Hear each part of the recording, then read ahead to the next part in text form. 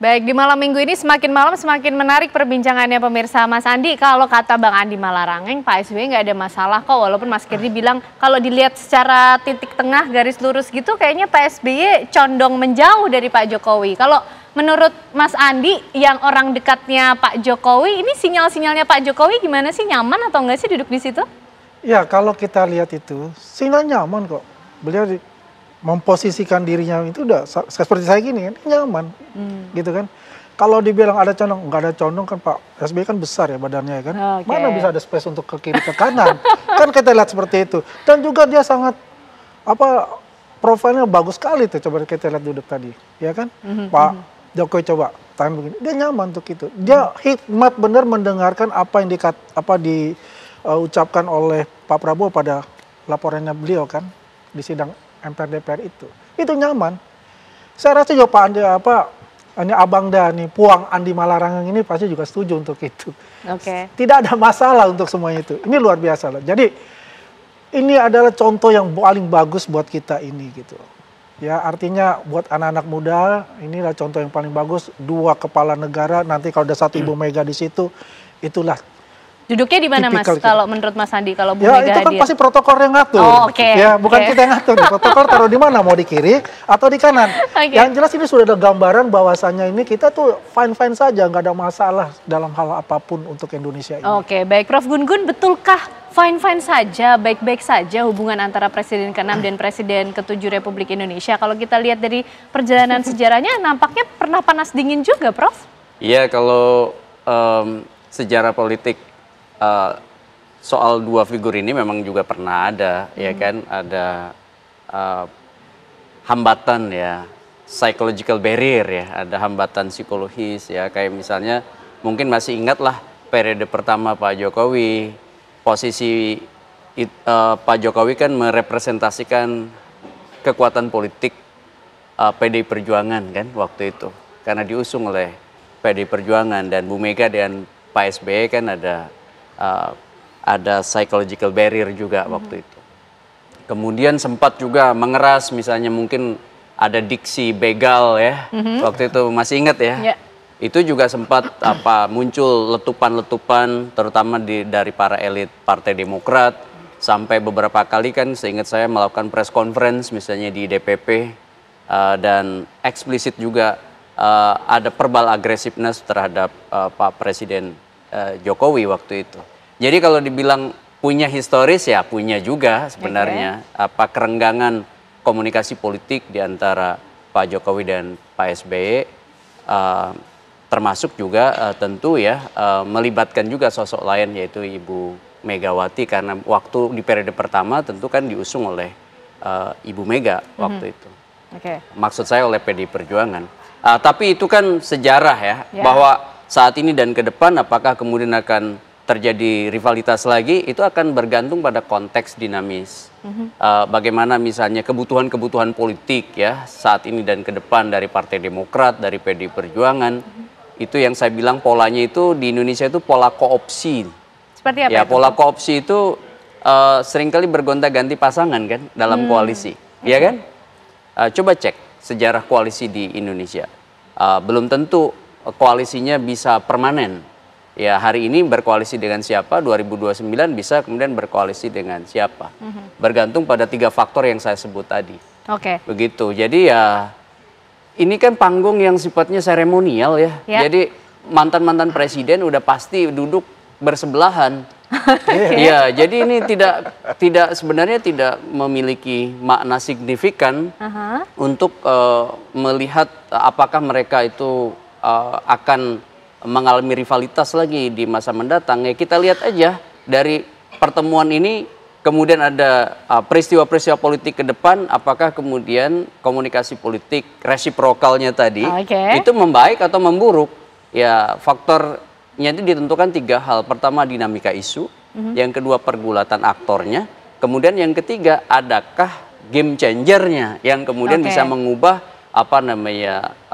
proses politik mereka, antara lain adalah kontestasi elektoral. Kalau kita coba lihat juga di video yang barusan diputar, ini waktu Pak Prabowo menyalami para tamu undangan termasuk juga Pak Jokowi memberikan 2 jempol kepada Pak Prabowo. Ya. Ini kalau secara komunikasi politik apa maknanya? Iya, saya lihat itu namanya peneguhan ya. Jadi apa yang gestur 2 jempol itu kan sama seperti kita ya, memberi apresiasi pada Pak Prabowo. Ya, ini intensi, menurut saya ada intensi dari Pak Jokowi untuk memberi apresiasi pada Pak Prabowo. Sekaligus sinyal kepada publik juga bahwa mereka berdua tidak ada masalah dan saling mengapresiasi. Kira-kira menurut saya yang ingin dibangun itu. Mungkin yang lebih ahli beliau.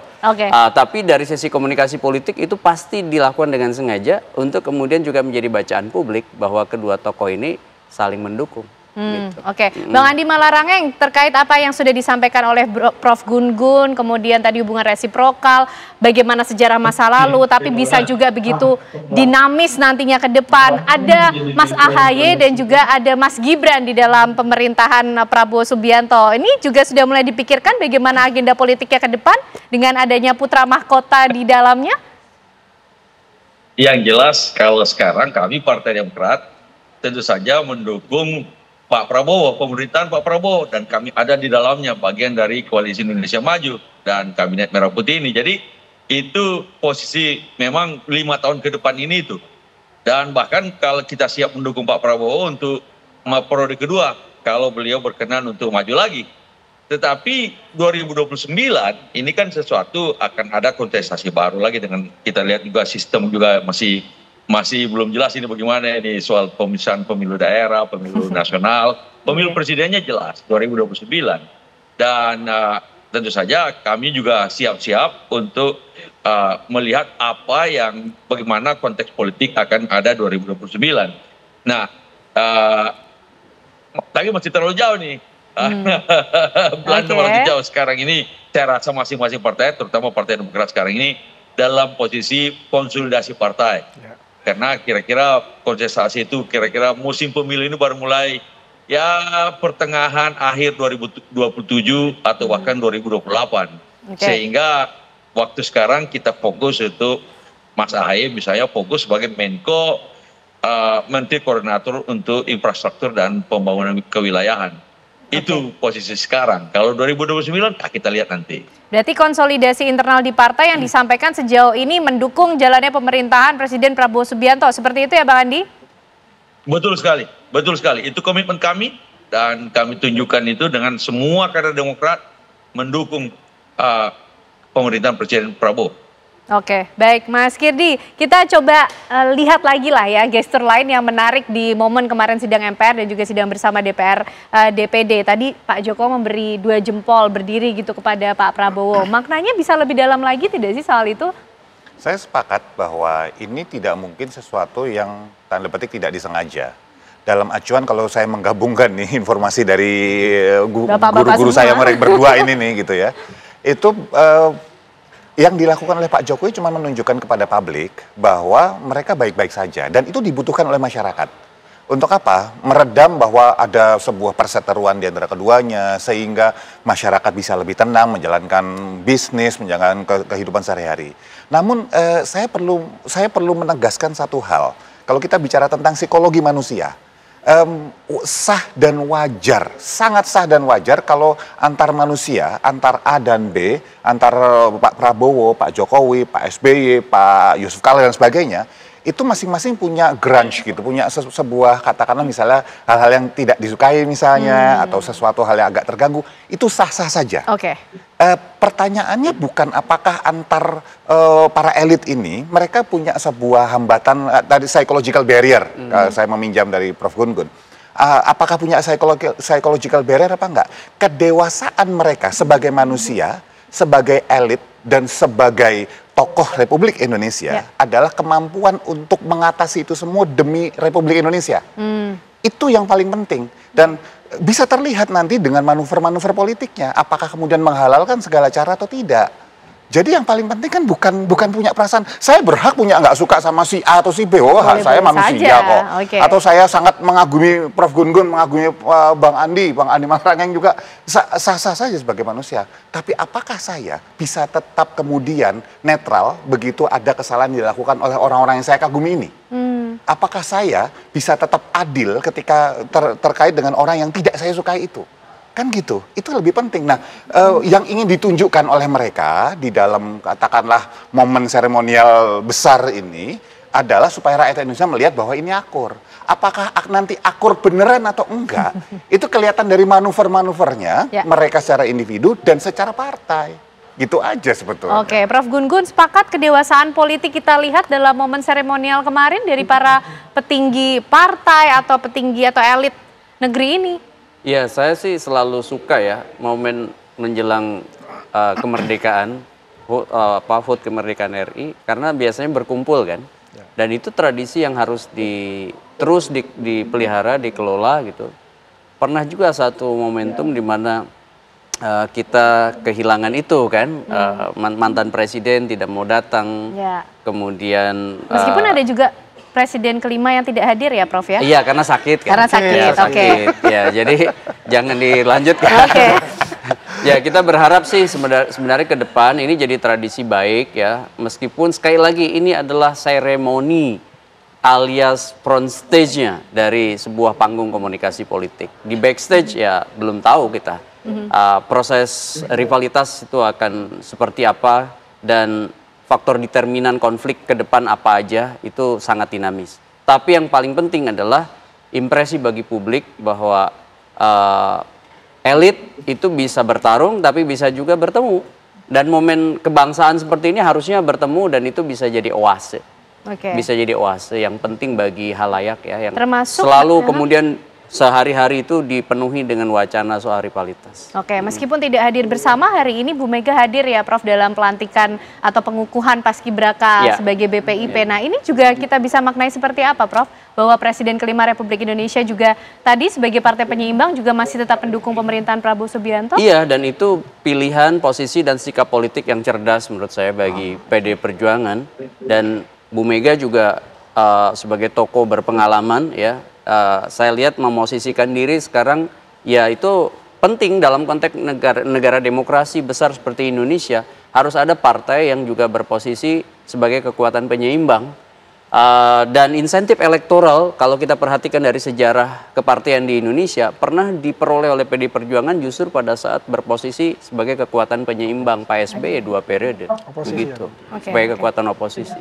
Jadi strategi yang cerdas ya dilakukan oleh Bu Megawati dan juga PDIP. Nah, Mas Andi, kalau kemudian tadi Pak SBY dengan Demokrat saat ini fokus untuk mendukung pemerintahan Prabowo Subianto, kalau Pak Jokowi fokusnya gimana Mas Andi? Iya, Pak Jokowi kan selama ini kan dikatakan bahwa sudah mendukung PSI ya kan untuk sebagai pembina. Ini kan sementara ini kan belum ada itunya ya secara ofisial gitu. Tapi yang jelas beliau sudah mengatakan akan membantu PSI untuk bisa mencapai Senayan seperti itu. Ya artinya juga pasti beliau juga memperhitungkan untuk kiprah beliau di politik untuk itu. Ya kan setelah beliau ini recovery lah 100% untuk itu. Bahwasanya saya akan menambahkan tadi katakan ada 2 jempol itu, ini juga menilai bahwasanya apa yang diucapkan, apa yang laporan Pak Prabowo pada sidang itu sangat luar biasa karena beliau menggambarkan dari presiden pertama sampai presiden ke-7, ya kan, pencapaian bagaimana membangun bangsa Indonesia ini dari Presiden Soekarno, kemudian Presiden Pak Harto kan. Kemudian ada Kiai Haji Abdurrahman Wahid, Ibu Megawati, kemudian SBY, dan terakhir adalah Pak Jokowi. Semua digambarkan oleh beliau, Pak Prabowo. Nah inilah menggambarkan bahwasanya beliau itu ya tidak pernah melupakan jasa-jasa the founding father itu. Ya, dan beliau ingin mencoba bagaimana beliau lebih baik untuk membangun negara ini ke depan dengan menuju masyarakat Balbatun, Taibatun, Warobun, Gafur. Oke, baik. Bang Andi Malarangeng, ini kita akan melihat lebih banyak lagi momen-momen yang menyejukkan yang juga akan dihadiri oleh Pak SBY ke depan? Ya. Dan dengan adanya komunikasi, artinya mereka juga bisa bertemu dan walaupun dalam momen-momen kenegaraan semacam ini, siapa tahu nantinya akan ada kerjasama, akan ada understanding bersama, paling tidak yang menyangkut kepentingan-kepentingan bersama dengan dalam konteks kenegaraan. Dan itu saya rasa jauh lebih baik ketimbang kalau pemimpin-pemimpin tidak bisa bertemu, tidak mau bertemu dan sebagainya. Ini contoh yang baik saya rasa, dan mudah-mudahan ke depan kita harapkan, kan ada momen 17 Agustus lagi nanti besok hari, dan kemudian ada lagi mungkin momen ke depannya lagi. Selama pemimpin-pemimpin masih bisa berbicara, masih bisa berkomunikasi, rasanya masalah-masalah bangsa akan bisa diselesaikan. Oke, komunikasi politik yang dewasa yang dikedepankan, masih ada serangkaian untuk kita sama-sama memperingati hari jadi atau hari ulang tahun kemerdekaan Republik Indonesia. Apakah akan ada momen menarik lainnya pemirsa, apalagi besok 17 Agustus 2025? Bahkan ini kan besok 80 tahun. Oke, 80 tahun ya. 8 angka yang baik, kita harapkan banyak. Angka 8 itu ya, itu kan luar biasa itu angka 8 itu. Dan presiden ke-8. Oke, kita harapkan akan banyak momen-momen baik juga yang terjadi dan dilihat esok hari pemirsa. Terima kasih Bapak-bapak semuanya, Mas Andi Aswan, Prof. Gun Gun, Mas Kirdi dan juga Bang Andi Malarangeng. Sehat selalu semuanya.